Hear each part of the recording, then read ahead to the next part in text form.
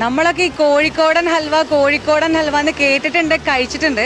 പക്ഷെ ഇത്ര ടേസ്റ്റ് ഉള്ള ഹൽവ ഉണ്ടാക്കുന്നത് എങ്ങനെയാന്ന് നമ്മൾ കണ്ടിട്ടില്ല. ഇപ്പൊ നമ്മളുള്ളത് കോഴിക്കോട് സിൽക്ക് സ്ട്രീറ്റിലാണ്.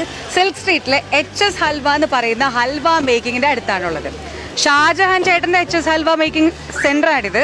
നമുക്ക് ഇവിടെ കയറിയിട്ട് എങ്ങനെയാണ് ഈ ഹൽവയൊക്കെ ഉണ്ടാക്കുക എന്നുള്ള കാര്യം ഒന്ന് കണ്ടറിയാം.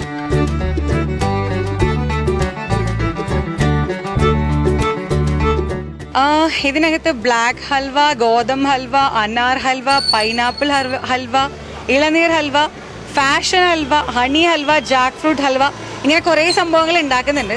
അപ്പൊ ഇതൊക്കെ ഉണ്ടാക്കുന്നത് എങ്ങനെയാണെന്നാണ് നമ്മൾ കണ്ടറിയാൻ പോകുന്നത്. പോയാലോ?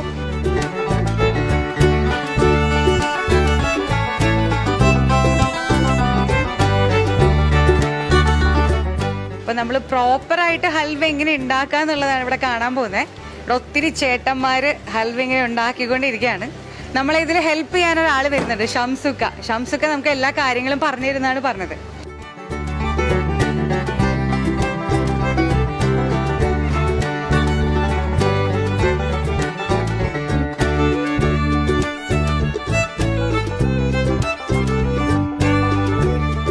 അപ്പോൾ ഇതിൽ ഞങ്ങളിപ്പോൾ ഫസ്റ്റ് ഇതിന് വെള്ളം ഒരു 8 ലിറ്റർ വെള്ളം കൊടുത്ത്, വെള്ളം പാകതിന് ശേഷം അതിൽ പഞ്ചസാര കൊടുത്ത് 21 കിലോ പഞ്ചസാര കൊടുത്ത് അത് പരുവത്തിൽ പാകതിന് ശേഷം അതിലേക്ക് മാവ് കൊടുത്ത് അതിനകത്ത് നിന്ന് ഹാർഡായി വരുന്ന സമയത്ത് ഞങ്ങൾ അതിലേക്ക് ജാക്ക് ഫ്രൂട്ട് കൊടുക്കുക.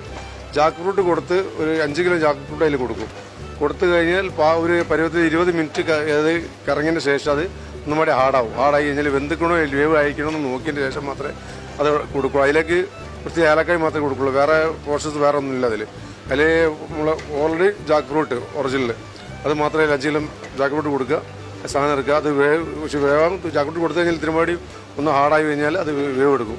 ജാക്ക് ഫ്രൂട്ട് വേവത്തിന് ടൈം പിടിക്കും. അതുകൊണ്ട് അത് പെട്ടെന്ന് ആകാൻ വേണ്ടിയിട്ടാണ് ഇപ്പോൾ കൊടുക്കാത്തത്. അല്ലെങ്കിൽ ഓവർ ടൈം അതിന് അരമണിക്കൂർ 1 മണിക്കൂറാവും പെട്ടെന്ന് കൊടുത്തു കഴിഞ്ഞാൽ.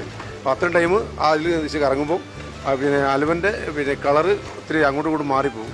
അത് മാറാതാക്കാൻ വേണ്ടിയിട്ടാണ് ഞങ്ങൾ എന്ത് ചെയ്യുന്നത്, അതിൽ കറക്റ്റായിട്ടുള്ള ആ ഒരു അളവിനനുസരിച്ചുള്ള പാകത്തിലായി കഴിഞ്ഞിട്ട് ജാക്കറ്റ് കൊടുക്കുന്നുള്ളൂ. അതാണ് അതിൻ്റെ കറക്റ്റ്. മെഷീൻ എന്ന് പറഞ്ഞാൽ ഞങ്ങളിപ്പോൾ ഇത് ഇലക്ട്രോണിക്കിൻ്റെ മെഷീനാണ്. ഇത് സാധാ മെഷീനാണ്. ഇത് ഞങ്ങൾ 2 പേര് കൈ കൊണ്ട് പിടിച്ച് വെക്കണം. ഇത് ഈ മെഷീനാണെങ്കിൽ ജാക്കിൽ പൊന്തിച്ച് ഡയറക്റ്റ് നമ്മൾ JCB പോകണ സമയത്ത് നേരെ ചെമ്പാക്കൊടുക്ക് മാറി നിൽക്കും.